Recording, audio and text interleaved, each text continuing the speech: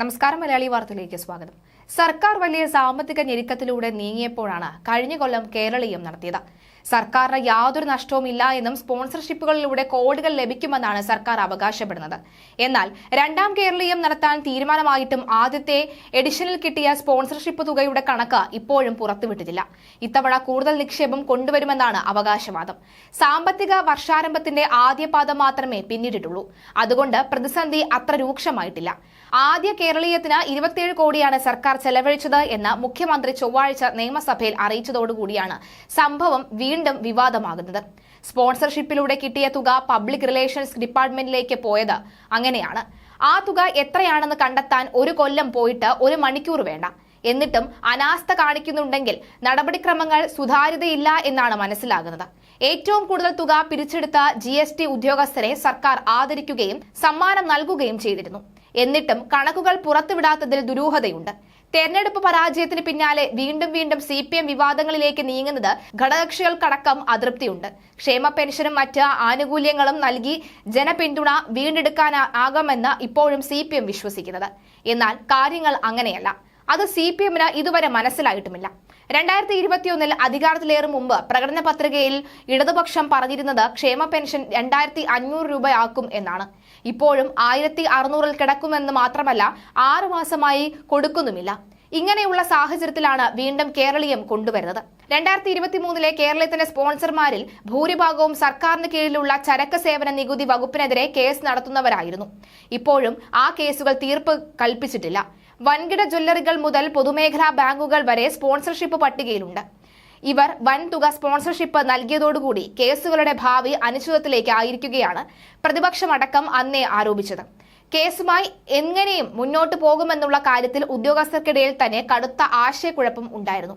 ഏറ്റവും അധികം പണം സംഭാവന ചെയ്തവരെയാണ് പരിപാടിയിൽ സ്പോൺസർമാരായി ഔദ്യോഗികമായി പ്രഖ്യാപിച്ച വെബ്സൈറ്റിൽ പേര് പ്രസിദ്ധീകരിച്ചത്. മറ്റ് സ്പോൺസർമാരുടെ പേരുകൾ വിവരാവകാശ നിയമപ്രകാരം അപേക്ഷിച്ചവർക്ക് പോലും സർക്കാർ നൽകിയിട്ടുമില്ല. അങ്ങനെ മൊത്തത്തിൽ ദുരൂഹമായിരുന്നു ഒന്നാം കേരളീയം. മമ്മൂട്ടി, മോഹൻലാൽ, കമലഹാസൻ, ശോഭന എന്നിവർ പങ്കെടുത്തതിന് പണം നൽകിയിരുന്നു. എന്നാൽ പാവപ്പെട്ട ചെറിയ കലാകാരന്മാരുടെ പ്രതിഫലം അടുത്ത കാലത്ത് പോലും നൽകിയില്ല എന്ന് പലരും ആക്ഷേപം ഉയർത്തിയിരുന്നു.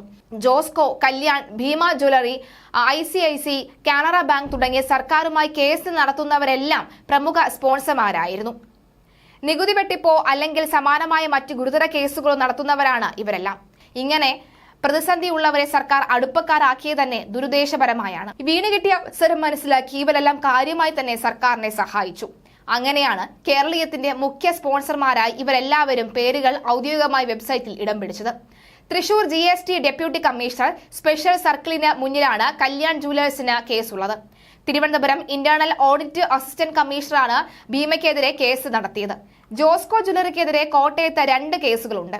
കാനറ ബാങ്കിനെതിരെ അങ്കമാലിയിലും ICIC ബാങ്കിനെതിരെ പാലക്കാട്ടുമാണ് കേസ് നിലവിലുള്ളത്. പട്ടികയിൽ പേരുള്ള ശ്രീഗോകുലം ഹൌസിംഗ് കമ്പനിക്കെതിരെ കോട്ടയത്തും കേരള മിനറൽസ് ആൻഡ് മെറ്റൽസിനെതിരെ കൊല്ലത്തും ജിയോജിത് ഫിനാൻഷ്യൽ സർവീസിനെതിരെ കേരള അഡ്വാൻസ്ഡ് റൂളിംഗ് അതോറിറ്റിക്ക് മുന്നിലുമാണ് കേസുള്ളത്. ഇവരടക്കം സ്വകാര്യ കമ്പനികളുടെ എല്ലാം വെട്ടിപ്പുകൾ കണ്ടെത്താനും നടപടിയെടുക്കുവാനും ഔദ്യോഗികമായി ചുമതലയുള്ള ഉദ്യോഗസ്ഥരെ തന്നെ രംഗത്തിറക്കുകയായിരുന്നു. കേരളീയം പിരിവ് എന്നാണ് ഏറ്റവും കഷ്ടം. ഇങ്ങനെയെല്ലാം ഏറ്റവും അധികം തുക പിരിച്ച GST ഉദ്യോഗസ്ഥരെ കേരളീയം സമാപന വേദിയിൽ മുഖ്യമന്ത്രി ആദരിക്കുന്ന അത്യപൂർവ സംഭവം ഉണ്ടായി.